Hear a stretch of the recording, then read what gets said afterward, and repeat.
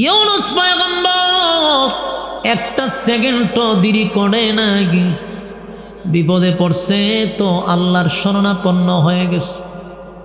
আল্লাহ ঘোষণা দিছে, মাছ রে পেটের ভিতরে নেওয়ার অনুমতি দিছি, কিন্তু হজম করার অনুমতি আমি আল্লাহ তোরে দেই নাই। সুবহান। মাছ ইউনূস পয়গম্বরকে হজম করতে পারে না, মাছের পেটের ভিতরে গিয়া একটা সেকেন্ড দেরি করলো না, আল্লাহর শরণাপন্ন হয়ে গেল। আল্লাহ আপনি ছাড়া কোনো মাবুদ নাই, কোনো ইলাহ নাই, বাঁচানেওয়ালা কেউ নাই। আল্লাহ আপনি ছাড়া কে আমারে বাঁচাইব? আপনি পবিত্র, আমি জালেমদের অন্তর্ভুক্ত। আল্লাহ আপনি ছাড়া বাঁচানেওয়ালা কেউ নাই। একদিন দুই দিন লয় গো, মাছের পেটের ভিতরে একটা সিল্লা আল্লাহ উনারে লাগায়া দিছে। জুরে কোন সুবহান। আমি আপনাদের কাছে জানতে চাই, মাছের পেটের ভিতরে গেলে কেউ বাঁচতে পারে? সাপে খাইলে কেউ বাঁচে? মাছের পেটের ভিতরে এক সিল্লা লাগাইল ইউনূস পয়গম্বর, আর আল্লাহর শরণাপন্ন হয়ে গেছে। আল্লাহ কয়, ইউনূস আমারে যখন ডাকে আমি তার ডাক শুনছি, শুধু শুনছি তাই নয়, ফাস্তাজাবনা লাহু ওয়া নাজ্জাইনাহু মিনাল গাম্মি। ইউনূস আমারে ডাকছে, আমি ইউনূসের ডাক শুনছি, শুধু তাই নয়, ইউনূসকে আমি অক্ষত অবস্থায়, সুস্থ অবস্থায় আমার ফিরাইয়া দিছি। মাছের পেটের ভিতরে এমন ব্যথা সৃষ্টি করে দিল, মাছের পেটের ব্যথায় সারা সাগরের ভিতরে শুধু দৌড়াইতে দৌড়াইতে একটা পর্যায়ে পারে আইসা উগলাইয়া ইউনূস নবীরে বাহির করে দিছে। জুরে কোন সুবহান। ইউনূস নবী সুস্থ ছিল, উনি একেবারে সুস্থ, কোনো অসুবিধা নাই। সাথে সাথে উনি সেজদায় পড়িয়া আল্লাহর শুকরিয়া আদায় করতে লাগলো, মালিক আমি মাছের পেটের ভিতরে গেলাম, আল্লাহ আপনি ছাড়া তো বাঁচানেওয়ালা কেউ ছিল না, আপনি বাঁচানেওয়ালা, আপনি ছাড়া কেউ নাই, আপনি পবিত্র। আমি যে জালেমদের অন্তর্ভুক্ত হয়ে গেছি, আমার অপরাধ, আমার দোষ, সব অপরাধ স্বীকার করে নিল, আল্লাহর পবিত্রতা বর্ণনা করলো। আমার মালিক ইউনূসের উপরে খুশি হয়ে গেছে রে। এই যে ঘটনাগুলি আল্লাহ ঘটাইল, সবগুলা ছিল একটা পরীক্ষা। এমন কোন নবী নাই রে, 1 লক্ষ 2 লক্ষ মতান্তরে 24,000 পয়গম্বর আমরা বলে থাকি, যত নবী রাসূল দুনিয়াতে আসছে, কোন নবীরে আল্লাহ পরীক্ষা ছাড়া দুনিয়ার থেকে নেয় নাই। ইউনূস নবী যখন সিদ্ধান্ত নিছে একা একা, এই সিদ্ধান্তের কারণে স্ত্রী থেকে আলাদা করলো, সন্তান থেকে ওনারে আলাদা করে দিল, এমনকি পৃথিবীর থেকে আলাদা করে 3টা অন্ধকারের ভিতরে ইউনূস নবীকে আল্লাহ বন্দী করে রাখলো। কিন্তু ইউনূস নবী ফাঁস করে ফেলছে, কারণ একটা সেকেন্ডের জন্য আল্লাহরে ভুলে নাই। সুবহান। এবং সমস্ত কিছু দোষারোপ, নিজের ভুল স্বীকার করে ফেলছে, আল্লাহ আমার ভুল ছিল, আমি এখন থেকে ওয়াদা করলাম যে অসমাপ্ত কাজ আমার ছিল নিনুয়া নামক শহরে, আল্লাহ মোটেও আমার ঠিক হয় নাই, আমি আবার যাব, সেখানে আপনার কালেমার দাওয়াত আবার দিব, তারা যদি আমাকে হত্যাও করে আমি সেখানে উপস্থিত থাকবো, আপনার জন্য আমি শাহাদাত বরণ করব, তারপর আমার দায়িত্ব থেকে আর পিছপা হব না। এই মর্মে ওয়াদা করছে। ইউনূস নবী ওয়াদা কইরা সিদ্ধান্ত নিছে, আমি মরি আর বাঁচি, কিন্তু আল্লাহর আইন আমি জমিনে প্রতিষ্ঠিত করব, আবার যাব সেই শহরে। উনি কিন্তু জানে না নিনুয়া নামক শহরের মানুষ সব কালেমা পড়ছে, কিন্তু উনি সিদ্ধান্ত নিছে যাবে রে। উনি রওনা দিয়া দিছে, যেই মাত্র রওনা দিছে, হাঁটতে হাঁটতে যখন একটা পর্যায়ে নদী পার হইয়া যাচ্ছিল, হঠাৎ করে পিছন দিক থেকে একটা আওয়াজ আসতেছে, ওগো আল্লাহর পয়গম্বর একটু দাঁড়ান। জুরে কোন সুবহানাল্লাহ। ইউনূস পয়গম্বর ডাক দিয়ে বলে, কে? 40 বছর কালেমার দাওয়াত দিলাম রে, একটা মানুষ আমারে কোনোদিন নবী বইলা ডাকলো না, কেউ আমারে নবী নবী বইলা ডাক দিল না, পিছন দিক থেকে আমারে আল্লাহর পয়গম্বর বলে ডাক দিছস, কে রে? কোথার থেকে আসলি? কোথায় তোমার বাড়ি? আমি আল্লাহর নবী কেমনে চিনলা? ওই লোকটা ডাক দেব, নবী গো 40টি দিন ধরে আপনাকে আমি তালাশ করতেছিলাম, অলিতে গলিতে আপনাকে তালাশ করি, কোথাও পাই না। কেন আমারে তালাশ করলি? বলে হুজুর চলুন আমার সঙ্গে আমার বাড়িতে। ওই লোক নবীর বাড়িতে নিয়ে গেল। ওই লোকের বাড়িতে পয়গম্বরকে নিয়ে বলল, হুজুর একটু দাঁড়ান। ইউনুস নবী দাঁড়াইলেন, ঘর থেকে দৌড়াইয়া ইউনুস নবীর ছোট ছেলেটারে ইউনুস নবীর সামনে দাঁড় করাইছে। একটা জবান বন্ধ রাখবেন না, জোরে কোন সুবহান। এবার আমার কথার জবাব দেন, হারানো সন্তান যদি কোনো বাবা ফিরে পায়, বলুন আনন্দ আছে না না? হারানো সন্তান যখন বাবা ফিরে পাইছে রে, আল্লাহর কুদরতি পায়ে সেজদা দিয়া বলে, মালিক আমার হারানো সন্তান আমি ফিরে পাইলাম। আল্লাহ আপনি আমার সন্তানকে আমার কুলে ফিরাইয়া দিছেন। নবী শুকরিয়া আদায় করতে লাগলো, বাচ্চাকে চুমু দিতে লাগলো, খুশিতে আনন্দে বুকটা ভরে গেছে। যেই সন্তানকে পানির স্রোতে বাসায় নিয়ে গেছিল, যেই সন্তানের আশা করার মতো ছিল না, ডাক দিয়া বলে, রে মাস যেই লোকটা ওনাকে ওনার বাড়িতে নিয়ে আসছে, ও ভাই আমার সন্তান পানির স্রোতে ভেসে চলে গেল, এই জায়গার থেকে তুমি কেমনে তারে ফিরে পাইলাম? বলে হুজুর আমি ফিরে পাই নাই, একটা লোক আপনার সন্তানটাকে আমার হাতে দিয়া গেছে, আর বলছে এটা আল্লাহর পয়গম্বরের সন্তান, সাবধান আমানতের খেয়ানত যেন না হয়, নবীর কাছে ফিরাইয়া দিবি। সেদিন থেকে আপনাকে আমি তালাশ করতেছিলাম। সন্তান লইয়া রওনা দিছে, উদ্দেশ্য হলো আমি যাব আমার গোত্রের কাছে কালেমার দাওয়াত দিব। বাচ্চাটারে কোলে লইয়া যখন সামনের দিকে যায়, কিছু দূর যাওয়ার পরে পাহাড়ের উঁচু থেকে একটা লোক ডাক দেয়া হয়, হুজুর আল্লাহর পয়গম্বর একটু দাঁড়ান। সুবহান আল্লাহর নবী বলে, কে? পাহাড়ের উঁচু টিলার থেকে আমার নবী বলে ডাক দেয় রে। জীবনে কোনোদিন নবী ডাক শুনি নাই। কে ডাক দিলি?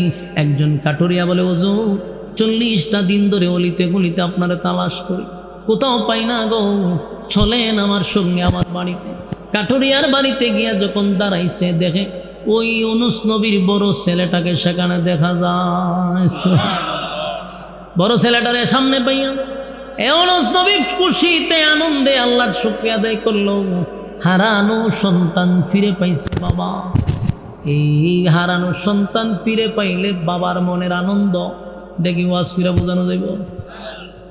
শুকরিয়া আদায় করলেন, দুইটা বাচ্চা পাইয়া বাবার মনে বড় আনন্দ, খুশিতে আনন্দে বলল, কাটুরিয়া রে, ভয়ঙ্কর একটা প্রাণী আমার সন্তানটারে নিয়ে গেল, কেমনে পাইলি, কোথায় পাইলি? বলো হুজুর আমি দেখি নাই, একজন ব্যক্তি আপনার সন্তানটারে আমার কাছে দিয়া গেছে, আর বলছে এটা নবীর সন্তান, নবীর কাছে ফিরাইয়া দিবি।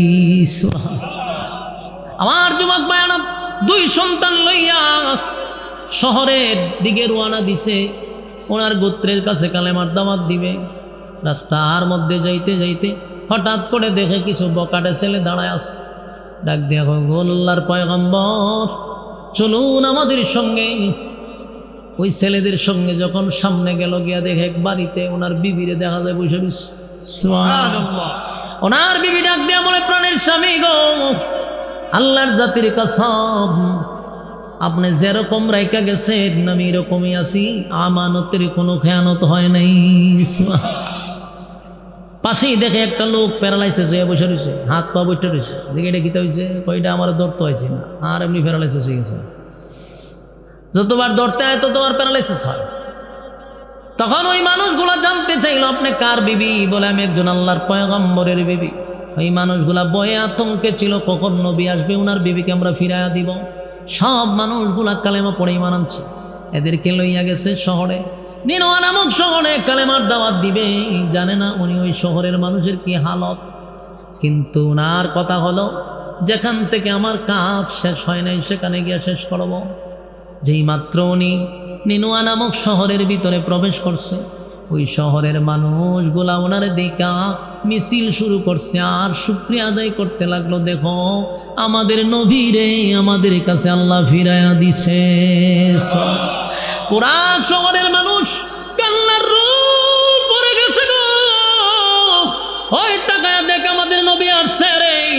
ইউনুস নবী আশ্চর্য হয়ে গেল, যেই জাতি আমারে রক্তাক্ত করলো, কালেমা কোনোদিন পড়ল না, মারধর করলো, আজকে তারা আমারে নবী বইলা ডাকে। একজন দুইজন নয়, শহরের সব মানুষ কালেমা পড়ছে। আশ্চর্য হইয়া সেজদায় পড়ে। উনি সেজদা দিয়ে বলে, আল্লাহ, আমি তো মনে করছি এই জাতি এখনো আগের মতো আছে, কিন্তু সব মানুষগুলা কালেমা পড়েই বানাচ্ছে। জুরে কোন সুবহান। আমার যুবক ভাইয়েরা, এখান থেকে একটা জিনিস আমাদের শিক্ষা নেওয়া দরকার। একটা শিক্ষা হলো মুসিবতে পড়লে সর্বপ্রথম শরণাপন্ন হব কার? আল্লাহ বলেন, কোন বান্দা বান্দি যদি মুসিবতের মধ্যে পড়ে যায় আর যদি শরণাপন্ন আমি আল্লাহর হয়ে যায়, ওয়াদা দিলাম ইউনুসকে আমি যেইভাবে উদ্ধার করছি, ওয়াকাযালিকা নুজিল মুমিনিন, কিয়ামত পর্যন্ত মুমিন বান্দা বান্দিকে আমি আল্লাহ ঠিক এইভাবেই মুসিবত থেকে উদ্ধার করব। মুসিবত থেকে উদ্ধার হইলে গিয়া কইবেন যে মিস্ত্রি আর খাটবালা আছি, কথা হয় না। আল্লাহর কৃতজ্ঞতা প্রকাশ করতে হবে। যে মালিকের কাছে আমরা সাহায্য চাইছিলাম, সেই মালিক সাহায্য করছে। আল্লাহর সাহায্য আসবে যদি আমরা শরণাপন্ন হই আল্লাহ, ঠিক না বেটি? সব কিছু দেনেওয়ালা খায়, সব দেনেওয়ালাকে, বাচ্চা দেওয়ার মালিককে, ব্যবসায় বরকত দেওয়ার মালিককে, সব যদি আল্লাহ হয় রে, তাহলে মালিকের কাছে আমরা চাইব। আল্লাহ ছাড়া কারো কাছে চাওয়া যাবে না, আল্লাহ ছাড়া কারো কাছে মাথা নত করা যাবে না। রাজি আছি ইনশাআল্লাহ? আল্লাহ বুঝার মানার তৌফিক দান করুক, আমিন। রমজান মাস আসতেছে, আমরা পরিবর্তন হওয়ার দরকার আছে না নাই? আল্লাহ আমরারে পরিবর্তন হওয়ার তৌফিক দান করুক, আমিন। প্যান্ডেলের বাইরে যারা আছেন, আপনার কাছে আবদার, ঘুরাঘুরি তো আর কম করছেন না, মেহরবানি করে আমরা প্যান্ডেলের ভিতরে চলে আসি।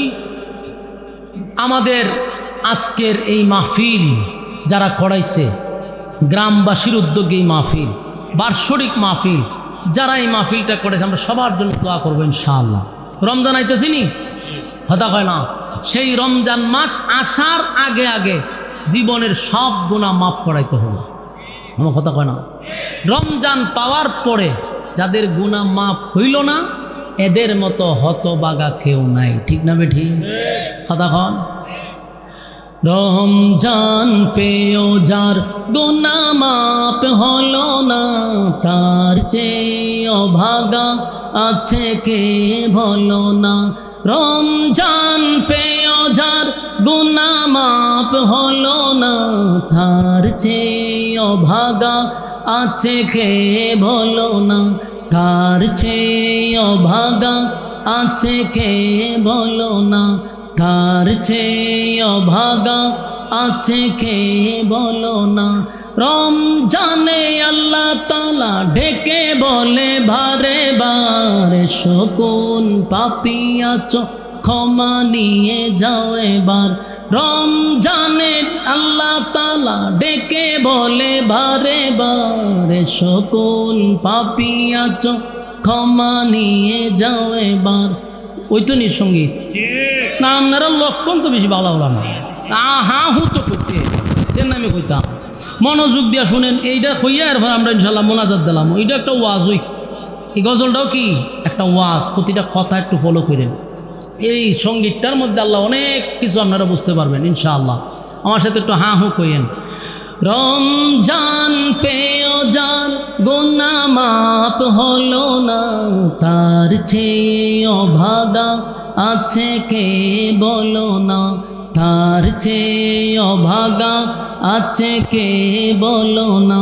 রমজান পেয়ে যার গুনাহ মাফ হলো না, তার চেয়ে অভাগা আছে কে বলো না। তার চেয়ে অভাগা আছে কে বলো না।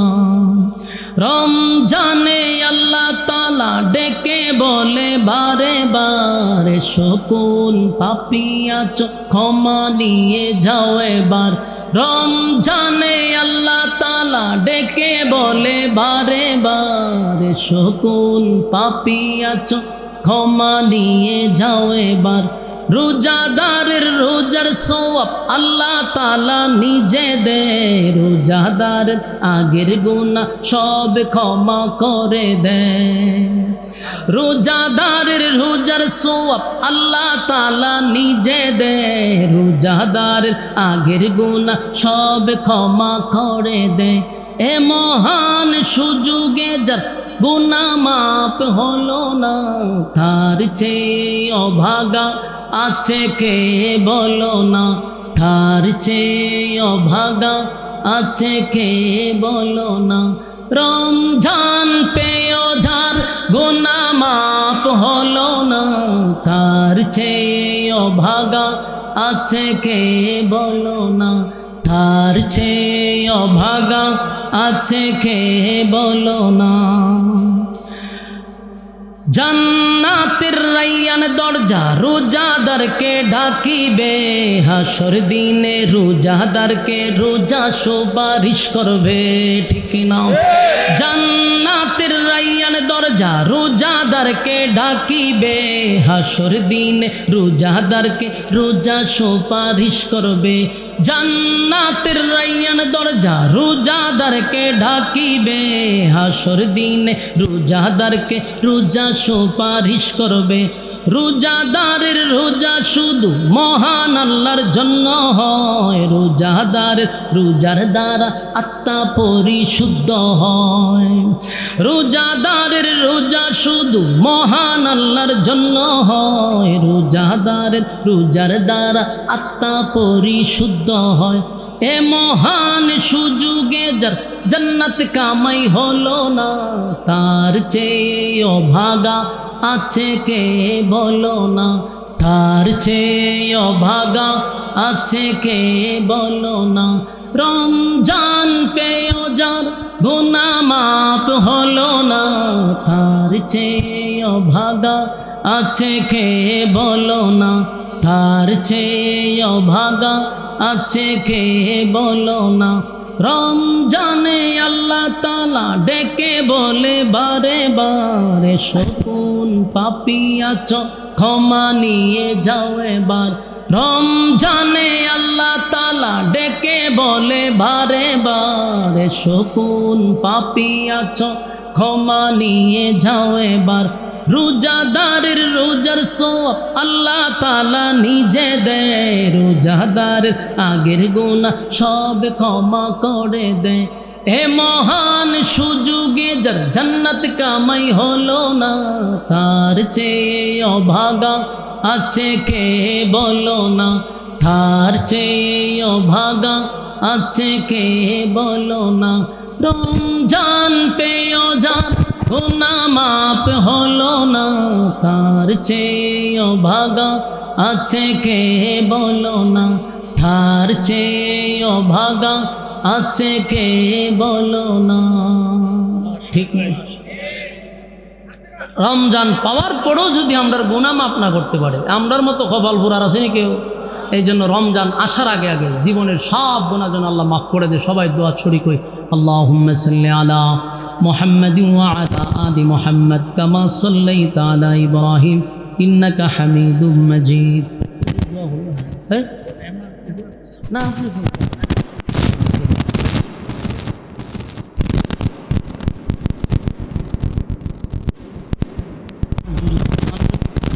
ধৈর্য খুব কম।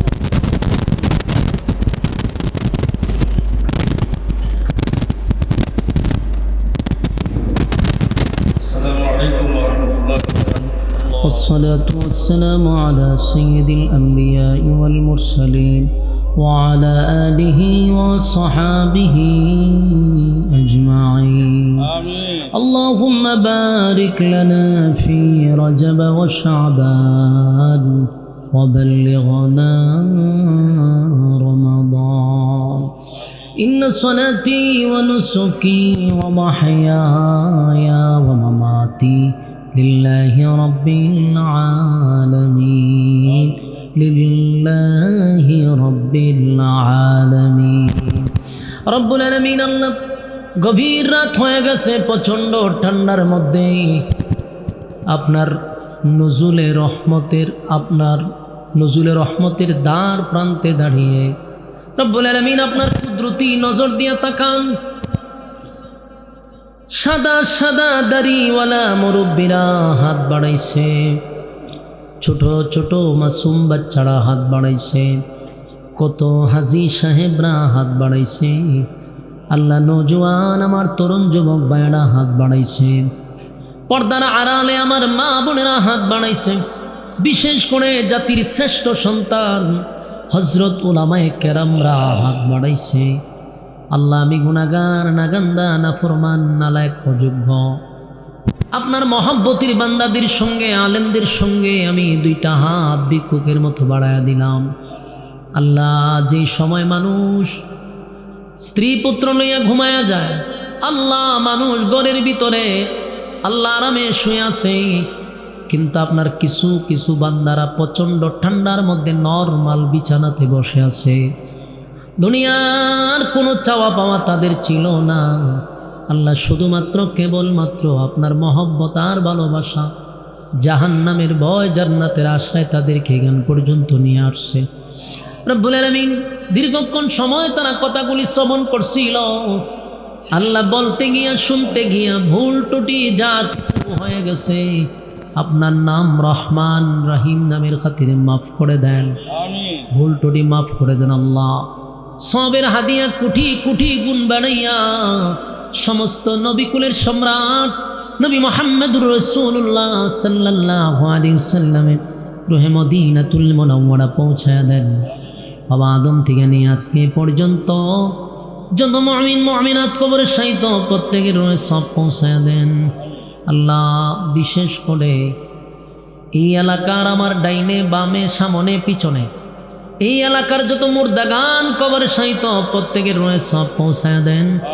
এই মজলিসে অনেকের মা নাই, বাবা নাই, দাদা নাই, দাদি নাই, নানা নাই, নানি নাই, শ্বশুর নাই, শাশুড়ি নাই, মহাব্বতের মানুষ, বন্ধু বান্ধব যারা দুনিয়া থেকে বিদায় হয়ে গেছে, জানি না গো আল্লাহ কোন অবস্থায় কোন হালতে আছে।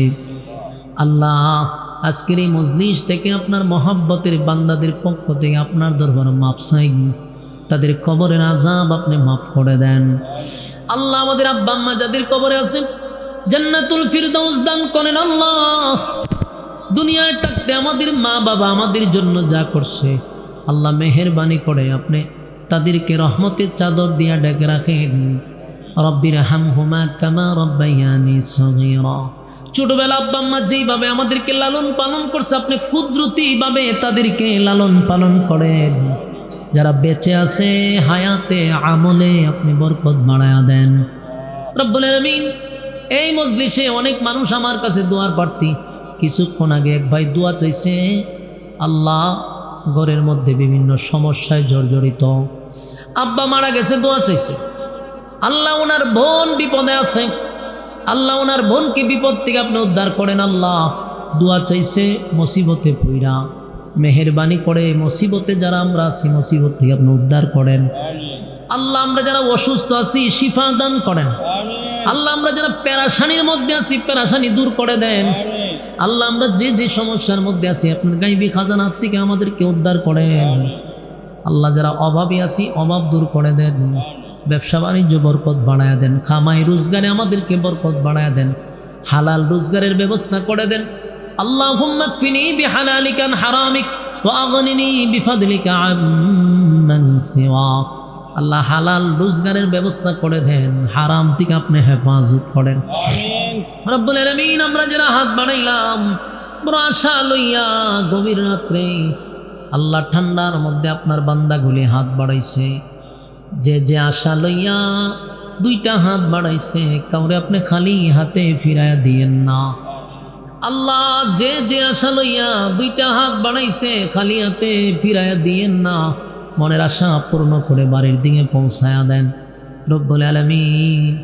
এই মাহফিলটা গ্রামবাসী, আল্লাহ গ্রামবাসীরা একত্রিত হইয়া সুন্দর একটা আয়োজন করছে।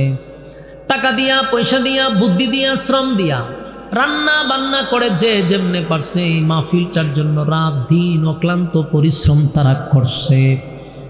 আল্লাহ আমাদের প্রত্যেকটা গ্রামবাসীর প্রত্যেকটা ভাই যারা টাকা দিয়া পয়সা দিয়া বুদ্ধি দিয়া শ্রম দিয়া সাহায্য সহযোগিতা করছে একটা দিনই কাজের জন্য, আল্লাহ তাদের দুনিয়া আখিরাতের সম্মান বাড়ায়া দেন। তারা ব্যবসা বাণিজ্য যারা করে ব্যবসা বাণিজ্য বরকত দেন, খামাই রোজগারে বরকত দেন।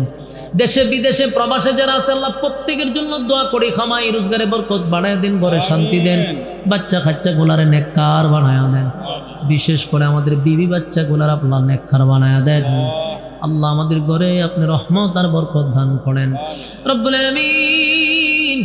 আখিরি দরখাস্ত আল্লাহ, তাম পৃথিবীতে আজকে মুসলমান লাঞ্ছিত অপমানিত, আপনার দরবারে ভিক্ষুকের হাত বাড়াইয়া আমরা আপনার দরবারে হাত বাড়াই, মেহেরবানি করে আল্লাহ আমাদের মুসলমানদেরকে আপনি হেফাজত করেন।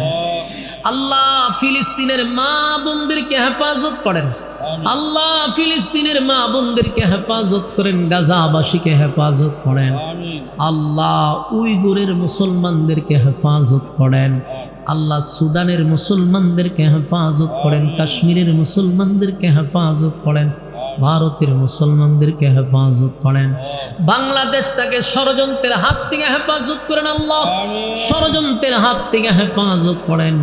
আল্লাহ আলেম উলামাদের মধ্যে ঐক্য হওয়ার তৌফিক দান করেন রব্বুল আলামিন। শেষ দরখাস্ত, এতক্ষণ আমরা যা বললাম আর যা শুনলাম ভুল ত্রুটি মাফ করে দেন আল্লাহ। বিশেষ করে যা বললাম যা শুনলাম নবীজির জুতার ধুলার বরকতে দুয়ারে কবুল করেন আল্লাহ, নবীজির জুতার ধুলার বরকতে দুয়ারে কবুল করেন আল্লাহ। এখানে অনেক উলামায়ে কেরাম আমার সঙ্গে হাত বাড়াইছে, বিশেষ করে আল্লাহ মুফতি আসাদুজ্জামান সাহেব, আল্লাহ নেককার মানুষকে নিয়ে হাত বাড়াইছি, মেহেরবানি করে দুয়ারে কবুল করেন। যা বললাম যা শুনলাম নবীর জুতার দুলার প্রোফাইলে বরকতে কবুল করেন। সুবহান রাব্বিকা রাব্বিল ইজ্জাতি আম্মা ইয়াসিফুন ওয়া সালামুন আলাল মুরসালিন ওয়ালহামদুলিল্লাহি রাব্বিল আলামিন। আমিন বিরহমাতিকা ইয়া আরহামার রাহিমিন।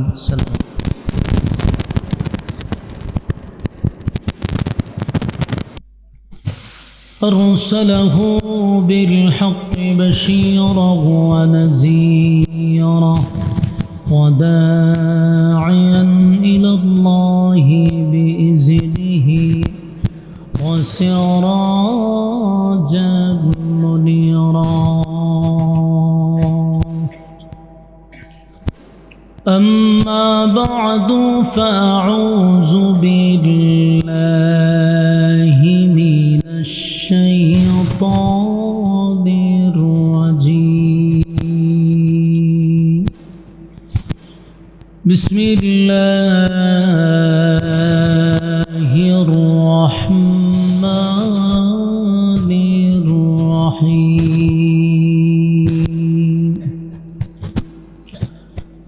وَالنُّونِ إذ ذهب مغاضبا فظن أن لن نقدر عليه فنادى في الظلمات أن لا إله إلا أنت سبحانك إني كنت من الظالمين.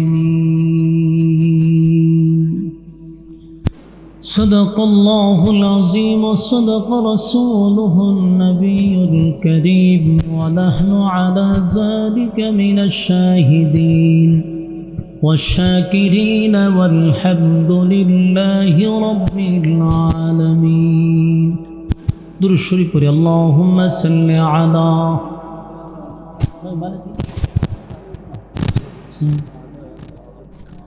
وعلى آل إبراهيم إنك حميد مجيد. اللهم بارك على محمد وعلى كما باركت على إبراهيم وعلى آل إبراهيم إنك حميد. मेरा दिल तलब रहा है मेरे जले रहा है सीना दवा वही मिलेंगे मुझे ले चलो मदीना बलगल उला बिकमालिही बिजमालिही हसनत आलिही सल्लो अलैहि मदीना मदीना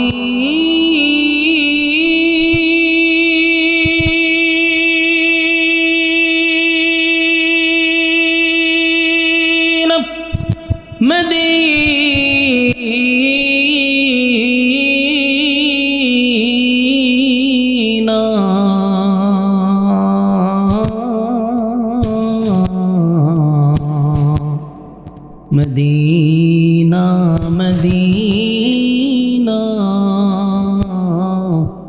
मोमिनों की गुनगुना है दीदार मदीना आशिकों की तमन्ना है बलगल उला बिकमालिही कशफत तुजा बिजमालिही हसनत जमीअ खसालिही।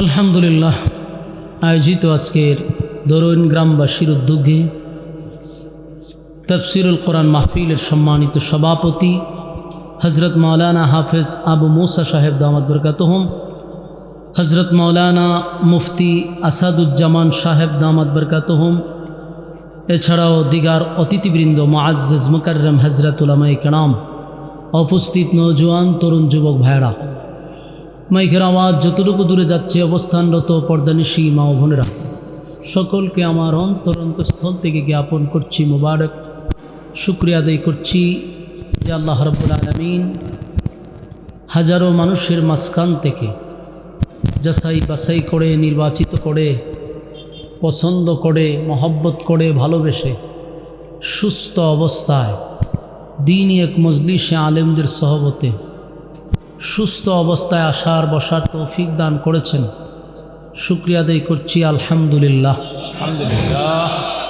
লক্ষ কোটি দুরুদ এবং সালাম আল্লাহর সৃষ্টির প্রধান আকর্ষণ জনাবে মুহাম্মদুর রাসূলুল্লাহ সাল্লাল্লাহু আলাইহি ওয়াসাল্লামের উপর। সম্মানিত সুধী, রাস্তাঘাটে দোকানপাটে ঘরের ভিতরে যারা বেহুদা সময় নষ্ট করছেন, বিনয়ের সাথে বলবো ফ্যান্ডেলের ভিতরে চলে আসি। বেঁচে থাকলে গল্প করার সুযোগ আছে, বেঁচে থাকলে আড্ডা মারার সুযোগ আছে, কিন্তু বেঁচে থাকলেও আগামীকাল এই মাহফিলে বসার কোনো সুযোগ নেই। তাহলে একটু চিন্তা করেন, বেঁচে থাকলে গল্প করতে পারবো, কিন্তু বেঁচে থাকলে এই মাহফিলটা পাবো না। তাই রাস্তাঘাটে সমস্ত ব্যস্ততাকে পিছনে রেখে প্যান্ডেলে চলে আসি। শয়তান বিভিন্ন ওয়াসওয়াসা দিয়ে আপনাকে প্যান্ডেলের বাহিরে রাখার চেষ্টা করবে। এই জন্য শয়তানকে কোনোভাবেই সাকসেস করতে দেওয়া যাবে না। আমরা প্যান্ডেলের ভিতরে চলে আসি। আল্লাহ রাসূল বলেন, নাজালাত আলাইহিমুস সাকিনা, উপর থেকে সাকিনা রহমত নাজিল হয়। প্যান্ডেলের বাহিরে কি নাজিল হইব নি? প্যান্ডেলের বাহিরে গজব পড়ার সম্ভাবনা আছে। এখানে আমাদের জন্য নিরাপদ গুনাহমুক্ত পরিবেশ, এই জন্য আমরা এখানে বসে যাই। আল্লাহ রাব্বুল আলামিন আমাদেরকে মোনাজাত পর্যন্ত ধৈর্যের সাথে কথাগুলি শ্রবণ করার তৌফিক দান করুক, আমিন। সম্মানিত সুধী, আমরা বিপদে পড়লে, মুসিবতে পড়লে একটা আয়াত আমরা স্মরণ করি। যখন ঝড় তুফান শুরু হয় তখন দেখবেন মানুষ ঘরের পালায় ধইরা জোরে জোরে বলতে থাকে লা ইলাহা ইল্লাল্লাহু সুবহানাহু জালিমিন, লা ইলাহা ইল্লাল্লাহু সুবহানাহু জালিমিন, ঠিক নেই? ফরার ভঙ্গিমায় বোঝা যায় যে লোকটা মুসিবত আছে। যখন একটা তুফানের বাউলি দেয় তখন সে জুড়ে জুড়ে পড়তে থাকে। তো তার এই আর্তনাদ আল্লাহর কাছে সাহায্য যখন চাওয়া শুরু করে, আল্লাহ তারে গজব থেকে রক্ষা করে। অনেক সময় দেখা যায় তুফান আস্তে আস্তে বন্ধ হয়, তার ঘরটাও বেঁচে যায়, সে নিরাপদ থাকে। কিন্তু মানুষ অকৃতজ্ঞ। বিকালবেলা বাজারে গিয়া বসে আর কয়, মেস্তুরটা যদি বানানো হইতো, ভালো কাঠ দিয়া যদি ঘর না বানাইতাম, যে তুফান ছিল ঘর লইয়া গেল বলে, ঠিক না? ঠিক। অথচ বিপদে পড়ে আল্লাহরে ডাকছে, আল্লাহ তার উদ্ধার করছে। এখন সে গিয়া কয় ভালো কাঠ আর ভালো মেস্তুরের কারণে ঘর টিকা আছে। যে কি পরিমাণ অকৃতজ্ঞ! আমাদের মধ্যে সমাজে এরকম মানুষ আছে। আমি একবার এক ফার্মেসিতে গেছি ওষুধ আনবার লাগে, তো এক বেচারা এক হইতেছে, ডাক্তার সাহেব কালকে যদি আপনি ওষুধ না দিতেন তাহলে মরে গেছিলাম না। আমি মুখের বেচাই রয়েছি। কি ওষুধ দিছে? কয় বুকে ব্যথা আছি, গ্যাস্ট্রিকের ব্যথা, পরে ওষুধ নিয়েছি, পরে শান্তি পেয়েছি। আমি তো ওষুধে বাঁচাইছি। ডাইরেক্ট কয় আমরা ওষুধ না দিলে মরে গেছিলাম। আমাদের সমাজে আরও মানুষ আছে, ছেলেটা যদি বিদেশ না থাকতো তাহলে না খাইয়া মরতাম, বলেনি? বলে অকৃতজ্ঞ। এই কথাগুলির থেকে আমরা বিরত থাকার চেষ্টা করি। মুসিবত আসলে আমরা কার শরণাপন্ন হব? আমি আপনাদের সামনে এরকম একটা মুসিবতের আয়াত করছি, হঠাৎ করে মুসিবতের আয়াত করে বললাম। এটাও কারণ আছে, আমরা সকলেই মুসিবত আছি, ঠিক না বেটি? আমরা কেউ এখন শান্তিতে নাই। দেশ যে কোন সময় বাউলি দিয়া লইয়া জায়গা হইতারি না। যে তুফান শুরু হয়েছে এখন লক্ষণ খুব খারাপ দেখতেছি, খালি কুবা শামসু চলতেছে, ঠিক না? চতুর্দিকে খালি কুবা শামসুর মতো কুবাইতেছে। এই জন্য আমরা মুসিবতে আছি ভাই। আর এই মুসিবতের থেকে আমার মুখ দিয়ে একটু বেরিয়েছে যে আমরা খুব মুসিবতে আছি। আল্লাহ আমরা এই মুসিবত থেকে উদ্ধার করুক, আমিন। আপনার মুখের আশি দিকে বোঝা যায় আপনারা এখন সুখ না দিয়ে নৌকা দৌড়াইতেছেন। এই সুখ বেশি দিন নাও থাকতে পারে। এর লেগে আগের থেকে মুসিবতের আয়াত করতে থাকেন যে লা ইলাহা ইল্লাল্লাহু জালিমিন, লা ইলাহা ইল্লাল্লাহু তুফান আইতেছে, ঠিক নেই? আল্লাহ হেফাজত করুক, আমিন। ইরাকের একটা শহর ছিল, শহরটার নাম হইল নিনুয়া নামক শহর। এই শহরে বাস করত প্রায় 4 লক্ষ প্লাস 5 লক্ষ মানুষ মনে করে। সব আছেন বেঈমান, একটাও ইমানদার না। এই জায়গাতে আল্লাহ একজন মাছওয়ালারে পাঠাইছে। কিওয়ালা? মাছওয়ালা। ডিম বিক্রি করলে হয় ডিমওয়ালা, বাদাম বিক্রি করলে হয় বাদামওয়ালা। আসলে কি বেটার নাম বাদামওয়ালা, ডাকে বাদামওয়ালা, নাম জানে না, হয় বাদামওয়ালা। তো আল্লাহ একজনের নামের উপাধি দিছে মাছওয়ালা। ওয়াজান্নুন এর অর্থ হইল মাছওয়ালা, সাহেবিল হুদ মাছওয়ালা। তো যার নামের উপাধি মাছওয়ালা, উনি জীবনে মাছ বিক্রি করছে না, মাছের চাষও করছে না, কিন্তু আল্লাহ নাম দিছে মাছওয়ালা। এই মাছওয়ালারে আল্লাহ পাঠাইছে 5 লক্ষ মানুষের কাছে। উনি একজন নবী ছিল। নবীর নাম হইল হজরত ইউনুস আলাইহিস সালাতু ওয়াস সালাম। আমরা সরকারি ইউনুস না, উনি একজন পয়গম্বর ইউনুস। কথা বুঝছেন নি? তো ইউনুস আলাইহিস সালাতু ওয়াস সালাম এই জাতিরে দাওয়াত দিছে 40 বছর। কত বছর? 40 বছর একাধারা দাওয়াত দিছে।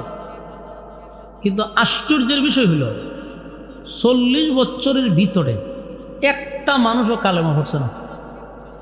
কি পরিমাণ বালা মানুষ! আপনারা কি তা বুঝুন? বালা না খারাপ? খারাপ কি অস্তের খারাপ। 40 বছর নবী হইয়া দাওয়াত দিছে, একটাও কালেমা পড়ছে না। ঘটনা তো এখানে শেষ হইলে ভালোই আছিল, কিন্তু এর থেকে আরো মারাত্মক। দাওয়াত তো গ্রহণ করছেই না, উল্টা এই নবীরে রক্তাক্ত করছে, মারধর করছে, গালিগালাজ করছে। এখন কি বুঝলেন? খারাপের শেষ সীমানায় গেছে। সারা পৃথিবীর উলামায়ে কেরাম এক পাল্লা ভাই যদি আপনি তুলেন, একজন নবীর জুতার ধুলার সমান হইব? তাহলে আপনি একটু চিন্তা করেন, নবী হইয়া দাওয়াত দিল 40 বছর, কালেমা তো পড়েই নাই, উল্টা মারছে। তাহলে বোঝা গেল এই যুগের মানুষের চেয়েও বেশি খারাপ ছিল। আমার কথা বুঝলে হানা কইেন। আপনার জ্ঞানে মাথায় কি ধরে, এই যুগের থেকে ভালো ছিল না খারাপ ছিল? অনেক খারাপ ছিল। কিভাবে? আমরাও ওয়াজ করি একটা গ্রামের ভিতরে, মনে হয় আজকে কেন ওয়াজ করছি, হালকা আমার ধরুন না ঢাকা, আর গতকালকে আসি না আমার ধরুন সিলেট। তা আমি তো এক এক জায়গাতে এক একদিন যাই, তো আমরাও ওয়াজ করি একটা ফ্যান্ডেলের ভিতরে জায়গা দইয়া। এই কথাগুলি সারা পৃথিবীতে ছড়াইয়া দেয় এই কিরামান কাতিবির, ওই দিন খারাপ হয়েছে, এরা ছড়াইয়া দেয় সারা বিশ্বে। তো এই ভিডিও হিন্দু বেটার কাছেও যায়, বুদ্ধ বেটার কাছেও যায়, খ্রিস্টান বেটার কাছেও যায়, মুসলমান বেটার কাছেও যায়, বেডির কাছেও যায়। বেড়া বেডি সবাই দেখে, ঠিক না বেটি? সবার কাছে যায়, বিদেশে যায়, লন্ডন, আমেরিকা, ওই পৃথিবীর শেষ প্রান্তে যেখানে মিডিয়া আছে সেখানে যায়। এখন দেখেন এই ওয়াজ হইনা অনেক বেনামাজি গেছে গা নামাজি হইয়া, অনেক খারাপ মানুষ গেছে ভালো হইয়া। আমার এই 11 বছর হয় আমি ওয়াজ করি। আমার এই ওয়াজের বয়স কত বছর? 11 বছর। হিসাব করলে আরও বেশি ধরেন 11 বছরই ধরলাম। 11 বছরের বয়সে আমার কাছে কালেমা পড়ছে একজন হিন্দু বেড়া, কালেমা পড়ছে। এটাই আপনারা ইউটিউব গেলে ভাইতে পারেন।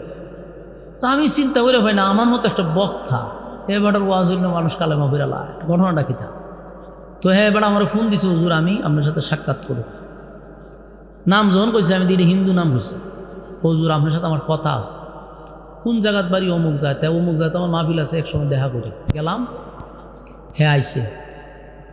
আয়া সেরা কইল যে আমি হিন্দু মানুষ, কিন্তু আমার বয়ান শুনতে শুনতে আমি সিদ্ধান্ত নিছি আমার ধর্ম বাদ দিয়া আমি ইসলাম ধর্ম গ্রহণ করব।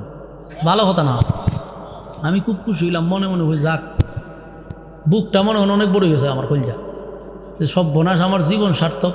একটা হিন্দু মানুষ মুসলমান যাব খুশিতে, আমি এখন কী করুন কইতারি না, আমি এটা তোর বুঝানি জানা, কিন্তু ডরও আছে আবার একটা।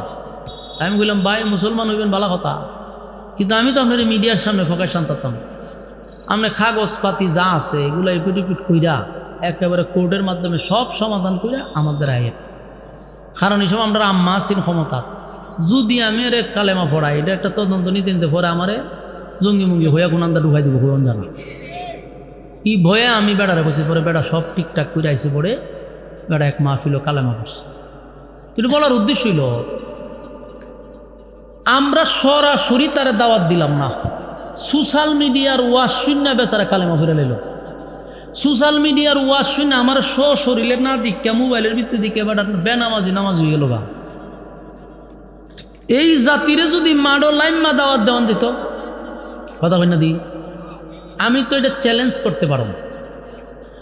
আমরার উলামায়ে কেরামরে আপনারা 1 মাসের লাইগে ছাইরা দেন হিন্দু পাড়ায়, কসম আল্লাহর বহু হিন্দুরে কালেমা পড়ায় আমরা মুসলমান বানাই দেব, খালি সরজমিনে যদি এদেরকে বুঝাই। কিন্তু এটা বাংলাদেশও সম্ভব না। আমরা কমেন তো করেন না কেরে, সম্ভব না। যদি দাওয়াত দেয় 2 দিন 3 দিনের মাথা দেখবেন আমি নাই, গায়েব। এই ভয়ে সমস্যা। তাহলে যেই জাতি ইউটিউবে ওয়াজ শূন্য মুসলমান হয়, যেই জাতি ইউটিউবে ওয়াজ শূন্য নাম বেনামাজি নামাজি হয়, এই জাতির সরজমিনে দাওয়াত দিলে অবশ্যই তারা আরো বেশি পরিবর্তন হতো। তাহলে আপনারা এখন সিদ্ধান্ত নেন, সোশ্যাল মিডিয়ার ওয়াজ শূন্য মানুষ পরিবর্তন হয়ে যায়, সেই জায়গাত আলেমরা সরাসরি দাওয়াত দিলে আরো বেশি উপকৃত হইত। তাহলে মানুষ এতটা খারাপ না, এটা বোঝা গেল, ঠিক না বেটি?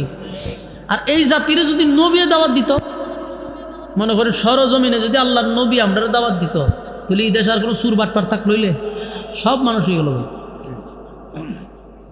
কিন্তু নবীরারে তো আল্লাহ নির্বাচিত করে পাঠায়, আল্লাহর পক্ষ থেকে তাদেরকে পাঠানো হয় এবং সবার থেকে আলাদা। কথা বুঝছেন? আমাদের কথার মধ্যে যে ধরনের যুক্তি বলেন, জাদু বলেন, মায়া বলেন, সব বলেন, একজন নবীর জুতার দোলার সমান হবে না। নবীদের কথার মধ্যে কি পরিমাণ আকর্ষণ, কি মধু থাকবে। এত সুন্দর চেহারা, এত সুন্দর কথা, এত যুক্তি দেওয়ার পরেও যারা কালেমা পড়ল না উল্টা ওনারে মারধর করলো তখন বুঝেন এটি কিরম খারাপের খারাপ। ঠিক কইছি না বেটি? কেমন খারাপের খারাপ। তো ইউনুস নবী 40টা বছর নিজের খায়া ঘরে ঘরে গিয়ে দাওয়াত দিছে, মারছেও, রক্তাক্ত করছে, কালেমা গ্রহণ করে নাই। চইলা গেল 40 বছর। একদিন আল্লাহর কাছে কয়, আল্লাহ 40টা বছর আমি এদেরকে দাওয়াত দিলাম, ইতায় আমার দাওয়াত তো গ্রহণ করেই না, উল্টা আমার মারধর করে, কি করন? আল্লাহ একটা কাজ করেন, এদেরকে গিয়া এখন যে আমি গজব দিয়ে এটিকে ধ্বংস করে দেব। যদি এরা আপনার কথা না শুনে কালেমা গ্রহণ না করে তাহলে গজব দিব। ইউনুস নবী এরারে ডাক দেন না, হলো কয়ো তোমরা যেইভাবে তেরামি করতেছ, একাধারা 40 বছর দাওয়াত দিলাম, দাওয়াত গ্রহণ করো না, উল্টা তোমরা নবীরে মারো, তাহলে আল্লাহ হয়েছে তোমরা গজব দিয়ে ধ্বংস করে দিবে। আচ্ছা কোন জানি কথা বলার পর তো ভয় পাওয়ার কথা, ঠিক না? মনে করি আমরা আপনারা বুঝুর, উনি যদি কেন খারি একটা মানুষের কথা রূপে আল্লাহ ঠাড়া করুক, এ যত খারাপ হোক এর কলজাটা লড়ে যাবো, সব্যনাশ হুজুরে কইছি রে, ঠাড়া ফুরে যেতে পারে। একটা ভয় কিন্তু স্বাভাবিক আসবে, কিন্তু নবী হইয়া এরা কইছে তোর রূপে আল্লাহ গজব দিব। এরা কয় গজবটা কোন দিন আইব, দিন তারিখ ঠিক হয়েছে নি? তখন আপনারা চিন্তা করেন এটা কেমন খারাপের খারাপ।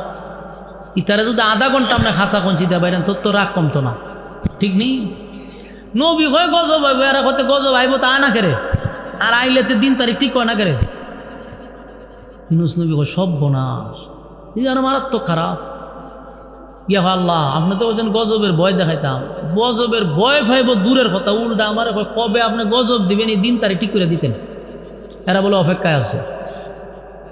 আল্লাহ হয়তো ঠিক আছে, এরা যেহেতু গজবের অপেক্ষায় আছে, আপনি এদেরকে কোন 3 দিন পরে এরা গজব দিব। কয়দিন পরে? 3 দিন পরে এরা গজব দিব। ইউনুস নবী আবার গিয়া বললো কয়ো তোমরা না দিন তারিখ চাইছ? বলে হ, 3 দিন অপেক্ষা করো, ঠাড়া পড়বো তোমরা উপর। এরা হয়তো এই এখন একটা বালাখাম করছেন, দিন তারিখ ঠিক করে দিয়েছেন, আমরাও প্রস্তুত আছি, অপেক্ষায় আছি, কোনো অসুবিধা নেই। ইউনুস নবী কয় না, এই জাতিরে আর হবে না। যেই জাতি গজবের ভয় পায় না, আরও টিটকারি মস্কারি করে তুলে না সম্পূর্ণ। ইউনুস নবী হয়তো তোরা তাক, আমি জায়গা সালাম আলকি দিয়া ইউনুস নবী ওনার বউ আর 2 বাচ্চা লইয়া এই শহরে ছেড়ে দিছে। শহর ছেড়ে দিয়া উনি গেছে না, তোরা মর, আমি জায়গা। উনি চলে গেছে আরেক শহরে। তো ঘটনা হইল একদিন চলে গেছে, আর রয়েছে 2 দিন। তো এদের মধ্যে একজন সর্দার মাতব্য হইল করে, তোরা কি গতকালকের থেকে ইউনুস নবীর আর দেখছ? না। তুইলে তাড়াতাড়ি পুরা গ্রাম তালাশ কর, শহর তালাশ কর, সব জায়গায় তালাশ করে দেখ ইউনুস আছে তো। যদি ইউনুস না থাকে তাহলে 100% গজব আসবে। কে বলছে? এরা নেতা। নেতা কইলে কিন্তু বিশ্বাস হয়, কথা দেখুন না, নেতা কইলে কিন্তু উজুরে হইলে বিশ্বাস হয় না। নেতাই কইছে এটা বিশ্বাস হয়। নেতায় মুত্যা দেও খারিয়া আসো, অসুবিধা নেই, খারিয়া মুত্যা দেয়, নেতার কথা বিশ্বাস হয়। একজন ইমাম সাহেবের কথা এই দেশের মানুষের বিশ্বাস হয় না, এটা আগেও ছিল। 40 বছর নবিয়া বুঝাইলো এর ভয় নাই, যখন নেতায় কইছে তখন একটু ভিতরে মুসা মারছে। কথাই নাকি বলে হয় আমি অতীতের ইতিহাস পড়ছি, নবীরা গজবের ঘোষণা দিয়া এলাকায় থাকে না।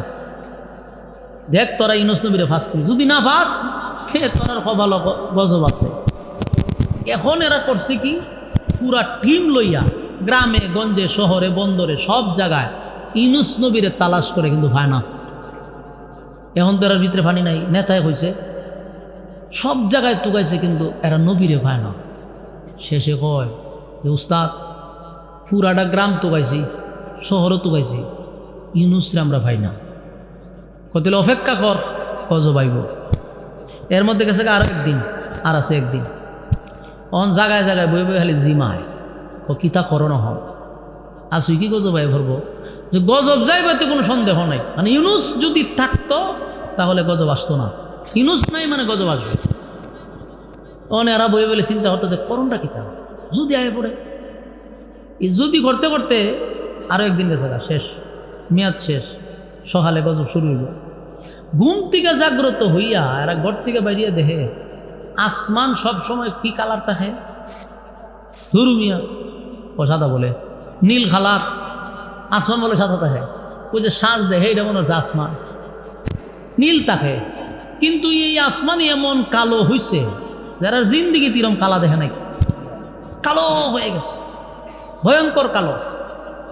শুধু কালো না, বিকট বিকট থেকে বিকট একটা আওয়াজ আসতেছে, ভয়ানক আওয়াজ।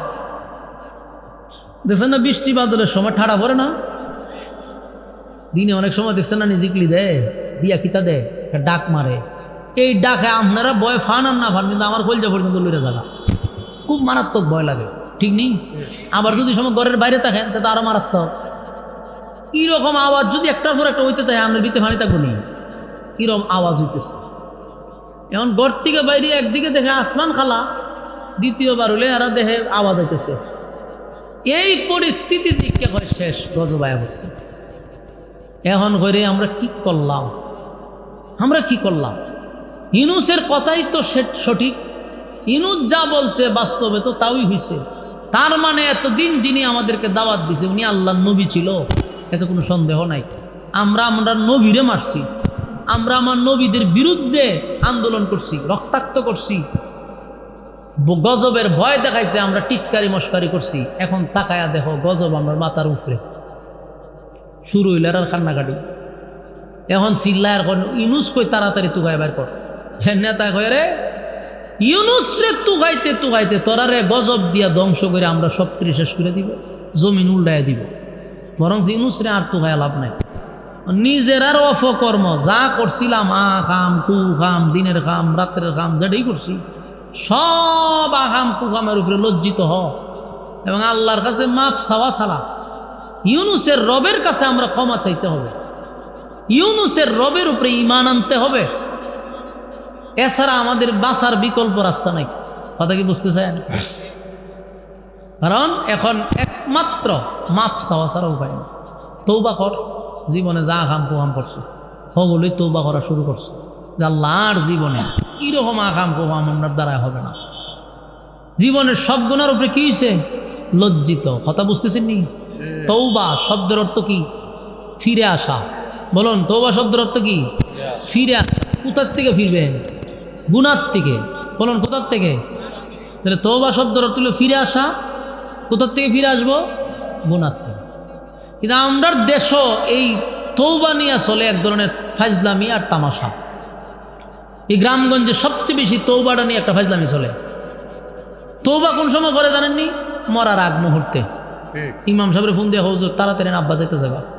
ইমাম সাহেব মাশাআল্লাহ আয়েশা একটা রুমাল লয়, গামছা লয়, এবার হাতে একটা দেয়, এবার তো একটা ডাহে এবার এখান থেকে কয় আর জীবনে এখন গুনাহ করতেন না, জীবনে এখন আর জেনাবে বিচার করতেন না, মানুষের উপরে জুলুম করতেন না, মানুষেরটা মাইরে খাইতেন না। কর হ্যাঁ বাড়া আজরাইলের সাথে কথাবার্তা হইতেছে নিতগা, এই সময় কয় আপনি কনার করতেন না। আল্লাহ ভাই আমি নিজে ইমাম সাহেব আসলাম, আমি নিজে করাইছি, আমিও এই কাম করাইছি বাধ্য হইয়া। আমি ইমাম সাহেব আমার ডাকদা নিছে তৌবা করাইতাম, আমার উঠতে জায়গা আসি বেড়া মইরা জায়গা চোখ মুখ উল্টাইতে যার খালি শিক্ষা দিতেছে, এই সময় হয় আমি বলে তৌবা করাইতাম। কিন্তু একটা ফাজলামি না, সম্পূর্ণ একটা ভণ্ডামি ছাড়া আর কিছু না। তৌবা শব্দের অর্থ যদি হয় ফিরে আসা, গুনার থেকে ফিরবো, তিনি বুড়া হালা কেড়ে মরণের আগ মুহূর্তে কেড়ে। আচ্ছা দৈরা নিলাম বেচারার, আপনি কইতেছেন আর জীবনে গুনাহ করতো না। এখন এর গুনাহ করার সময়টা আছে, অলরেডি আজরাইল সুফাত বসা, ঠিক না বেটি? সুফাত ধরেছে, ধরে লিখতো তারে হয়তো বা আতুত বলতেছে চাটা খাইয়ে দূরে লিখো তা পালা। এই সময় কয় না আর জীবনে গুনাহ করতেন না, এবারের অবস্থা খারাপ। এরকম ফাজলামি চলে। তৌবা যদি করতে হয়, ফিরে যদি আসতে হয়, তাহলে যৌবনকালেই ফিরতে হবে। আচ্ছা 70 বছরের একটা বুড়ার আপনি তৌবা করাইলেন যে চাচা কইন আর জিন্দিগিতে মানুষের সম্পদ দখল করবেন না, আর জীবনে কোনো বেগানা নারীর দিকে তাকাইবেন না, আর জীবনে মিথ্যা কথা বলবেন না, গুনাহ করবেন না, এটি তো আপনি খোয়াইতেছেন। এই বুড়াও হইতেছে আর জীবনে তা করতাম না। এটা যে একটা ফাইজলামি আপনি নিজের বিবেকের ধরে। এই বুড়া বেটা কইছে আমি আর জীবনে বেগানা নারীর দিকে তাকাইতাম না। অন এই বেচারা তাকাইলে সমস্যাটা কি? আমার এখন চাইলে কি তুই হন 80 বছর 70 বছরের একটা বুড়ায় যদি একটা যুবতী মাইয়ার দিকে তাকায়ও তাকায়, ওই মাইয়া জীবনে মাইন করতো না। মাইন করবো? উল্টা জিগাইব দাদা কিছু লাগবে না আপনি? দাদা ডাক্কা জিগাইব যে আপনি কিছু চাইতেছেন না কিছু বলবেন আমারে? মাইয়া রাগ হইতো না।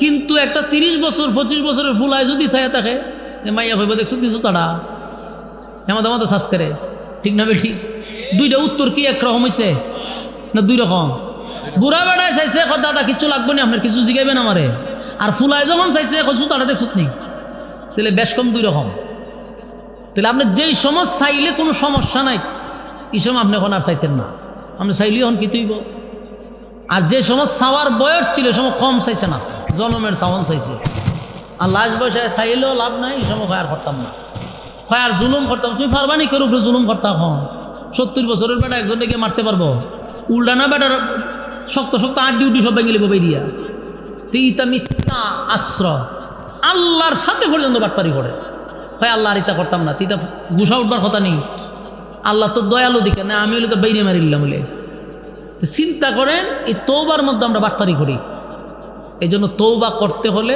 যৌবনকালে করতে হবে ঠিক না ঠিক আমার যুবক বায়ানব নিনোয়া নামক শহরের মানুষগুলা যখন একটা পর্যায়ে বুঝতে পারছে আমাদের এখন আর কোনো উপায় নাই আমাদের মাথার উপরে অলরেডি গজব বিকট থেকে বিকট আওয়াজ আসতেছে উপর দিকে আসমানটা কালো লক্ষণটা বড় খারাপ যে কোনো সময় আমাদের অবস্থা এখন ভয়ানক অবস্থায় আছি যে কোনো সময় আমরা জমিন উল্টায়া দিতে পারে আকাশ ভেঙ্গে পড়তে পারে এই পরিস্থিতিতে নিনোয়া নামক শহরের মানুষগুলি কান্না শুরু করছে আর কয় মালিক আর জিন্দিগিতে কোনোদিন আপনার নাফরমানি করব না আল্লাহ তামাম জিন্দিগির সব গুনার উপরে লজ্জিত হয়ে গেলাম আমরা আমাদের নবীর উপরে আক্রমণ করছি আল্লাহ আমরা আমাদের নবীকে রক্তাক্ত করছি কত না আমাদেরকে বুঝাইল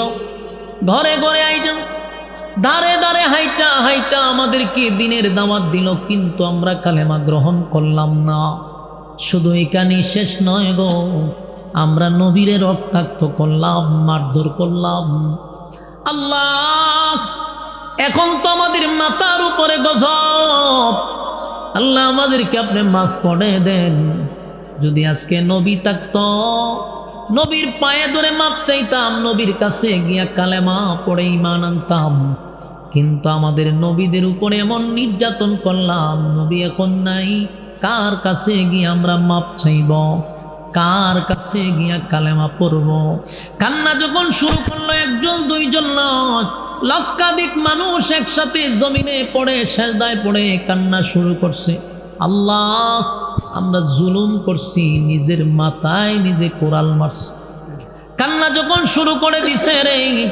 তাদের কান্নায় আকাশ বাতাস যেন বাড়ি হয়ে গেছে কানতে কানতে বলে মালিক অন্যায় কইরা ফেলাইছি আল্লাহ আমাদের মাথার উপরে গজব আপনি যদি গজব দেন ধ্বংস হয়ে যাব কোনো সন্দেহ নাই কিন্তু আমরা আমাদের সমস্ত অপকর্মের উপরে লজ্জিত হয়ে গেছি ভবিষ্যতে এমন গুনাহ আর করব না এই মর্মে ওয়াদা করছি আল্লাহ আমরা নবীরে পাইলে নবীর কাছে ক্ষমা চাইব আপনার উপরে ঈমান আনলাম প্রায় নিনোয়া নামক শহরের 5 লক্ষ মানুষ কালেমা পড়ে তারা ঈমান আনছে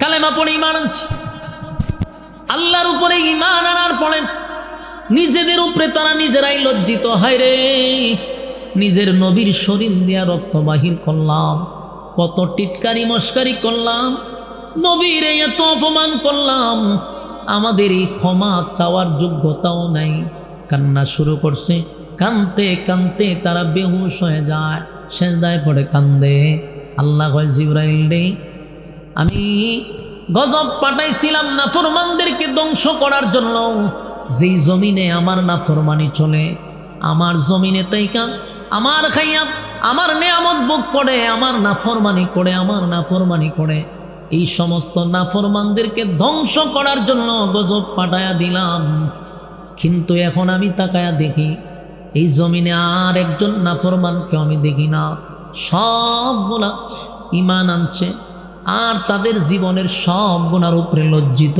হয়ে গেছে আমি আল্লাহর রহমতের মধ্যে জুস হইটা গেছে বন্দার চোখের পানি আমি বরদাস্ত করতে পারলাম না, তাই আমি ওই মিনুয়া নামক শহরের মানুষদেরকে ক্ষমা করে দিলাম। আমার যুবক ভাইরা, এই দিলের কান লাগায় শুনেন, এই মাহফিল আপনি আমার জীবনের শেষ মাহফিল হয়ে যেতে পারে। এমনিতেই এই মাহফিল এমন একটা সময় দাঁড়িয়ে আছে, আমাদের সামনে হলো একটা বরকতি মাস, রহমতের মাস, নাজাতের মাস, মাগফিরাতের মাস। এই মাসের ধার প্রান্তে দাঁড়াইয়া যারা আরামের ঘুম হারাম করে নরমাল বিছানাতে বসে আছেন, আপনাদের মধ্যে অনেকেই শয়তানে কিন্তু মাঝে মধ্যে ভর করতে পারে। এখান থেকে উড়ানোর জন্য ভিতরে বিভিন্ন ওয়াসওয়াসা তৈরি করে আপনাদেরকে উঠাইতে পারে। এই জন্য মনটাকে স্থির করে এখানে বসে থাকেন যে আমার জীবনের শেষ মাহফিল হতে পারে। আর এমন একটা মাস আমরা পাইছি, শাবান মাস, গুনাহ মাফের মাস। এই মাসে নবী বেশি বেশি করে আল্লাহর কাছে দোয়া করতেন, রোজা রাখতেন।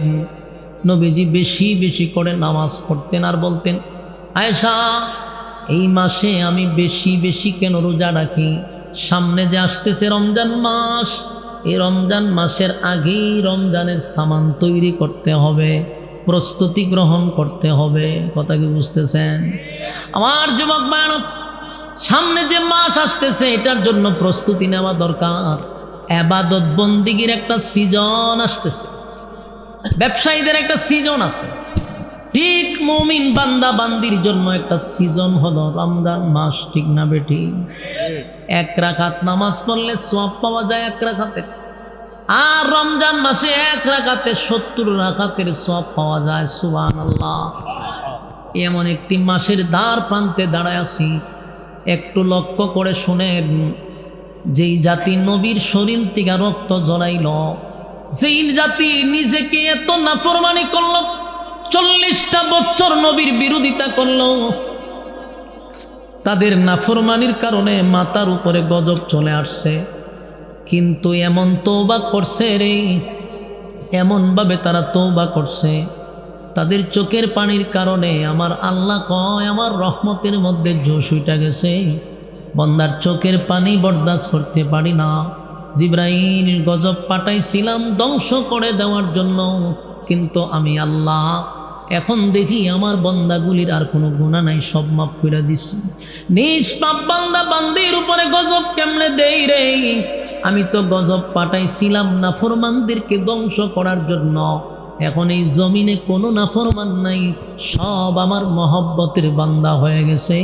তাই আমি ঘোষণা দিলাম বান্দা বান্দির জিন্দেগির গুনাহ মাফ করে দিছি।